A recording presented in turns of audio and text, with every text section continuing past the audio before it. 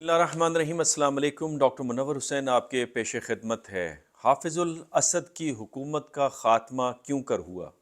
میں یہ سمجھتا ہوں کہ اس خاتمے کے پیچھے وہی وجوہات ہیں جو صدام حسین کی حکومت کے خاتمے کے پیچھے تھیں، جو کرنل قذافی کی حکومت کے خاتمے کے پیچھے تھیں۔ میری مراد اندرونی حالات، خطے کی جیو پالیٹکس اور گریٹ پاور پالیٹکس۔ اب یہ تینوں کو مختصر انداز سے میں بتاتا ہوں کہ اندرونی حالات یہ تھے کہ 15 سالوں سے شام جنگ کی زد میں رہا۔ وہ شام جس کے پاس بڑی اسٹرانگ ملٹری فورس تھی اور اس میں سے 10,000 انہوں نے لیبنان کے اندر تعینات کیے ہوئے تھے، اور آپ کو یاد ہوگا جب رفیق حریری کا مرڈر ہوا تھا اس کے بعد ان فورسز کو واپس بلا لیا گیا تھا، اور اس کے بعد شام کے اندر ایک خانہ جنگی کروائی گئی۔ اس خانہ جنگی سے شام کی معیشت کمزور ہوئی، جس کی مثال یہ ہے کہ شام کی اکانومی تقریباً 1.5% 2024 میں سکڑی ہے۔ اگر آپ غربت کا اندازہ کریں تو 64% یہ بڑی ہے 2022 میں، جبکہ 2009 میں یہ صرف 29% تھی، یعنی اس میں 40% کا اضافہ ہوا۔ اس کے علاوہ شمالی سیریا کے اندر 85% لوگ مقروض ہیں، جس میں 90% وہ لوگ ہیں جو اپنے قرض کو واپس نہیں کر سکتے، اور 65% ایسے لوگ ہیں جو ادھار مانگ کر اپنی غذائی ضروریات کو جینے کے لیے پورا کرتے ہیں۔ دوسری اہم وجہ اداروں کا نہ ہونا اور ایک شخص کی حکومت، یعنی سیاسی ریفارمز نہیں تھے، معاشی ریفارمز نہیں تھے، سماجی ریفارم نہیں تھے، اور یہ میں پاکستان کے حوالے سے بھی بار بار اس کا تذکرہ کرتا ہوں۔ جب انسٹیٹیوشنلائزیشن کا خاتمہ ہوتا ہے اور ایک فرد کی حکومت ہوتی ہے تو پھر وہ غلط پالیسیز ہی بناتا ہے، اور اس کے سامنے جمع ہونے والے لوگ فقط اس کی تعریفیں کرتے ہیں اور سب اچھے اچھے کی رپورٹ دیتے ہیں، اور پتہ جب چلتا ہے جب شام کی طرح تختہ الٹ جاتا ہے۔ اسی طریقے سے اگر اداروں کے بجائے ایک شخص کی حکومت ہوگی اور ریفارمز نہیں آئیں گے تو لوگوں کے اندر بڑاس اور لوگوں کی جو غصہ اور غم ہے وہ نکل نہیں پائے گا۔ تو یہ ادارے ہوتے ہیں، یہ انسٹیٹیوشنز، یہ حکومتی پروسیس ہوتا ہے جو اس غصے کو نکالتا ہے اور ملک کی قوم کو جوڑ کے رکھتا ہے۔ دوسری اہم وجہ خطے کی جیو پالیٹکس ہے۔ ایک تو غزہ کی جنگ اور دوسرا حزب اللہ کی جنگ۔ اس کی وجہ سے جو شام کے حمایتی ایران، عراق اور دوسری فورسز تھیں، وہ حماس کے فرنٹ کے اوپر اور حزب اللہ کے ساتھ جو اسرائیل کی جنگ تھی اس فرنٹ پہ مصروف ہو گئے، اور ان کی توجہ شام سے ہٹ گئی، بلکہ شام میں موجود حزب اللہ کی فورسز بھی اپنے فرنٹ کے اوپر اپنی فوجوں کو اور اپنے اہداف کے دفاع کے لیے وہاں پہ چلی گئی تھی۔ اس کے علاوہ یوکرین کی جنگ نے بھی شام کے ایک اور حمایتی کو کمزور کیا، اور اس کی توجہ یوکرین کی جنگ پر تھی، اور میری مراد ہے روس۔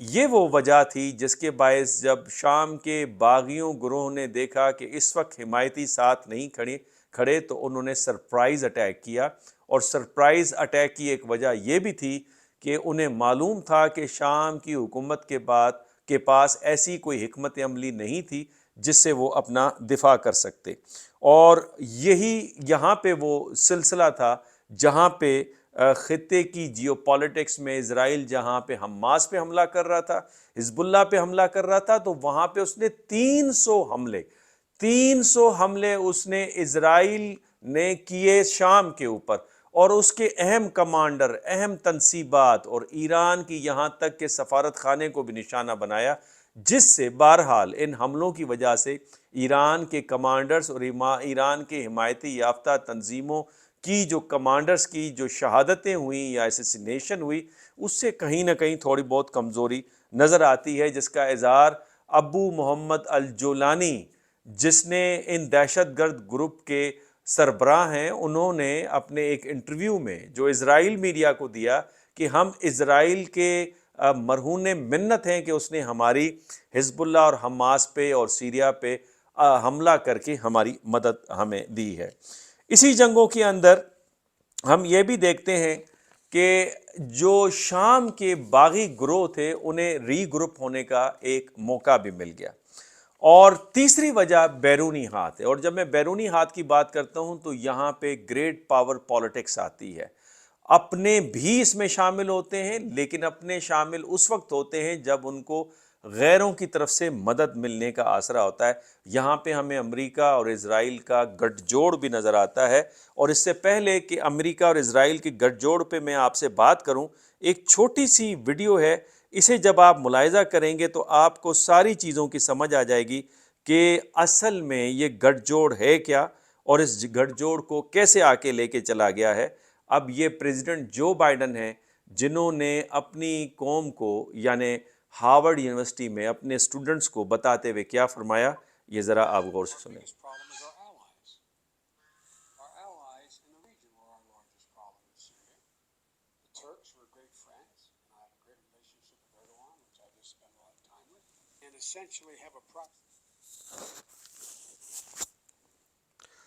میں اس کی آواز بڑھا دیتا ہوں تاکہ آپ سنیں۔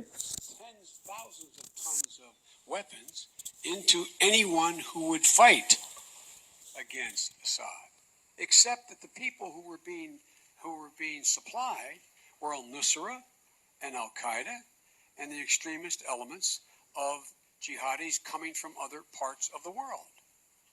Now you think I'm exaggerating? Take a look. Where did all of this go? So now what's happening? All of a sudden, everybody's awakened because this our biggest problem is our allies. Our allies in the region were our largest problem in Syria. The Turks were great friends, and I have a great relationship with Erdogan, which I've just spent a lot of time with. The Saudis, the Emiratis, etc. What were they doing? They were so determined to take down Assad and essentially have a proxy Sunni-Shia war. What did they do? They poured آپ نے میرا خیال ہے سن لیا کہ international politics اور great power politics یہاں پہ کس طرح سے کام کر رہی ہے۔ اس کے علاوہ اگر آپ دیکھیں تو اس میں ہمارے لوگ بھی شامل ہیں، جس میں جو بائیڈن صاحب نے ہارورڈ یونیورسٹی کے اندر خطاب کیا، اس کے اندر اس کا اظہار بھی کیا، اور پھر اس کے اندر خود جو سیرین آرمی کے لوگ ہیں انہوں نے بھی بتایا، اور یہاں تک کہ حماس کے لوگوں نے بھی اس بات کا اظہار کیا کہ ہم لڑنے کے لیے تیار ہیں، ہمارے پیٹھ پر چھرا نہیں گھونپا جائے۔ اور یہی وہ وجہ ہے کہ جہاں پہ ابو محمد الجولانی نے، جو کہ THS کے سربراہ ہیں، انہوں نے کہا اسرائیلی میڈیا کو انٹرویو دیتے ہوئے کہ ہم اسرائیل کے ساتھ دوستی کرنا چاہتے ہیں اور باقی سب کے ساتھ سوائے حماس کے، حزب اللہ کے، ایران کے اور اسد کے۔ اور یہ وہ ابو محمد الجولانی تھے جس پہ امریکہ نے $10 ملین کا انعام رکھا ہوا تھا، $10 ملین کا۔ اور یہی وہ ابو محمد الجولانی ہے جس کا انٹرویو CNN نے کیا، جس میں اس نے اپنی حکمت عملی بتائی کہ وہ حافظ الاسد کو ہٹانے کا ہدف رکھتے ہیں، اور اس کے بعد کیا کریں گے وہ انہوں نے اس کے اندر بتایا۔ یہاں پہ میں یہ بھی بتاتا چلوں کہ اس وقت اگر آپ اس کو غور سے دیکھیں تو تاریخ اپنے آپ کو دہراتے ہوئے نظر آ رہی ہے۔ اگر آپ اسی طرح کی ایک نوعیت کو دیکھیں سندھ کے اندر جہاں میروں کی حکومت تھی اور میانی میں جنگ ہوئی، تو میانی کی جنگ میں میروں کے پاس 8,000 سپاہی تھے، جبکہ برٹش امپائر کے پاس صرف 800 سپاہی تھے، لیکن جنگ میروں نے ہرائی چونکہ اندر سے پہلے ہی معاملات تھے۔ یہی وجہ ہے کہ بڑے آسانی سے بارڈرز کو بغیر ریزسٹنس کے ان باغی گروہوں کے حوالے کیا گیا، اور چاروں طرف سے حملہ کر کے سیریا کے کیپٹل ڈمسکس کو کٹ آف کیا گیا، اور اس کے بعد ہم نے دیکھا بڑی آسانی سے فال ڈاؤن ہوا اور ایک گولی بھی نہیں چلی، اور اس میں کوئی کیجولیٹی بھی نظر نہیں آ رہی۔ باغی گروہ کون ہے؟ باغی گروہ جس کا نام حیات تحریر ہے، HTS، اقوام متحدہ نے انہیں دہشت گرد قرار دیا، اور یہ القاعدہ کی ذیلی تنظیم سمجھی جاتی ہے۔ وہ القاعدہ جس کا وجود 1980 میں ہوا، جو کہ شدت پسندی کے اوپر اپنا نظریہ رکھتے ہیں، اور اس HTS کا اب یہ دعویٰ ہے کہ ان کا تعلق القاعدہ سے ختم ہو گیا ہے۔ اس کے اندر شامی نیشنل آرمی جو اپوزیشن گروپ ہے، ملیٹنٹ گروپ، وہ بھی شامل ہے جس کو ترکیہ کی حمایت حاصل ہے۔ اور محمد الجولانی کا اب کیا کرنا ہوگا اور اس کی تاریخ کیا ہے، حافظ الاسد کی جو فیملی تھی وہ کس طرح پاور میں آئی، سیریا کی اہمیت کیا بنتی ہے. میں چاہتا ہوں کسی ایکسپرٹ کے ساتھ اس پہ انٹرویو بھی کروں، اور کل آنے والی میرے ویڈیو میں اس کی تفصیلات ہوں گی، اور پھر اس سے اگلی ویڈیو میں تفصیلاً اس کی ذرا ہسٹوریکل پرسپیکٹیو بھی آپ کے سامنے رکھوں گا. اجازت دیجیے، اللہ حافظ.